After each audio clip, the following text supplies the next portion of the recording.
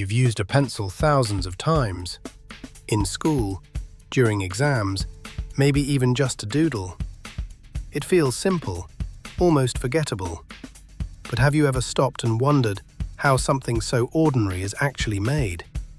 Because behind this tiny object is a process far more extreme than you'd expect. It involves cutting down trees, mining materials from deep underground, and heating them to over 1,000 degrees. All of that just so you can write a single word.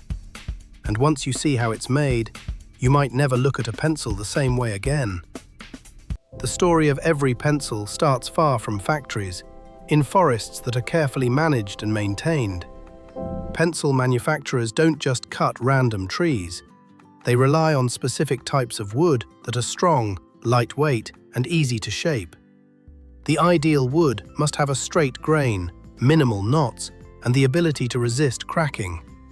That's why many manufacturers prefer softwoods, because they can be cut cleanly and sharpened smoothly without splintering. But there's something even more important: sustainability. Modern pencil production depends on renewable forestry. For every tree harvested, another is planted. This ensures a continuous supply of wood without damaging the environment. Once the trees are ready, they are cut into logs of uniform size and transported to processing mills. At this point, they still look like ordinary pieces of timber, but that's about to change.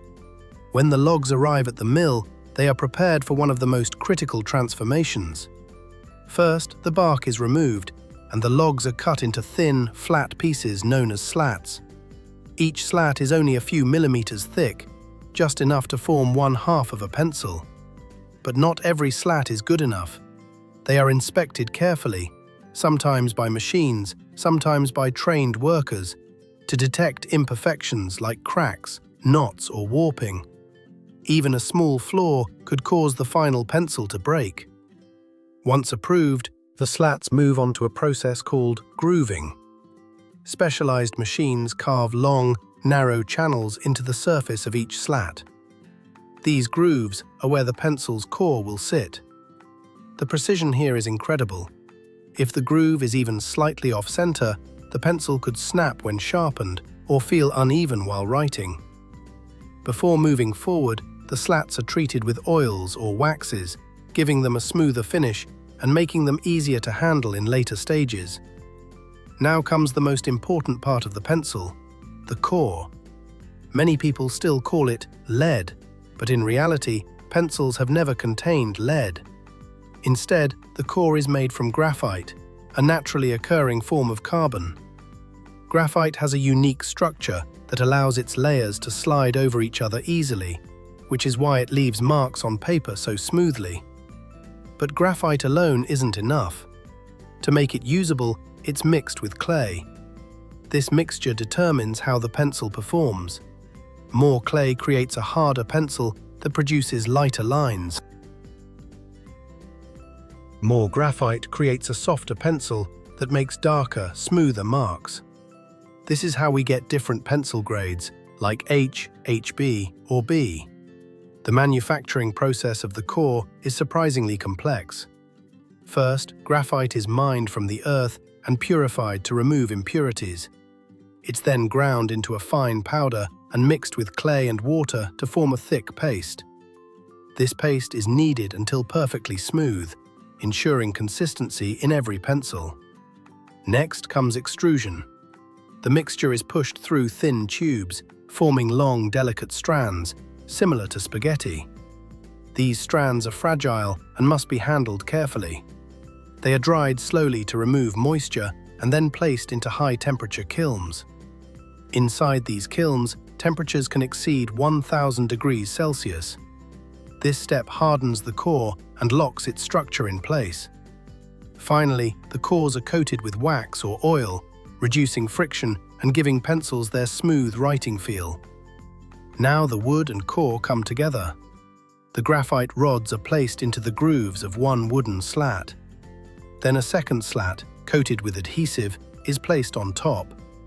This creates a sandwich structure with the core sealed inside. The combined slats are pressed together under high pressure to ensure a strong bond. In some cases, heat is also applied to speed up the process and improve durability. After pressing, the blocks are left to rest, allowing the glue to fully set and stabilize the structure. Once the block is ready, it's cut into individual pencil-sized pieces. At this stage, they still look rough, nothing like the finished product. Next, shaping machines refine their form. Pencils can be round, hexagonal, or triangular, each design chosen for comfort and usability. Hexagonal pencils, for example, are less likely to roll off a table. After shaping, each pencil is inspected again. Any defects, no matter how small, result in rejection. Only perfect pieces move forward. Now comes the transformation you recognize. The pencils are painted, not just for appearance but for protection. Multiple layers are applied: a base coat, a color layer, and a protective finish. Each layer is dried carefully to ensure durability. While yellow is the most iconic color, pencils today come in a wide variety of designs. After painting, important information is printed on each pencil: brand name, type, graphite grade. This gives every pencil its identity. For many pencils, one last feature is added: the eraser. A small metal band, called a ferrule, is attached to the end. The eraser is inserted into it and crimped tightly in place. This step requires precision. Too much pressure can damage the pencil, too little can cause the eraser to fall off.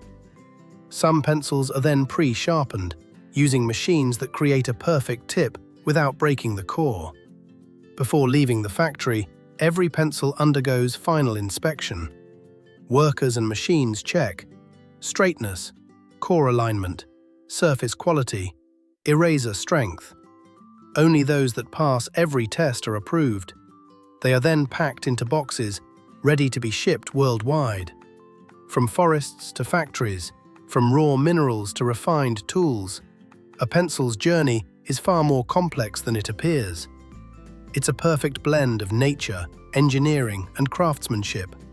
All of that effort just to create something we often take for granted.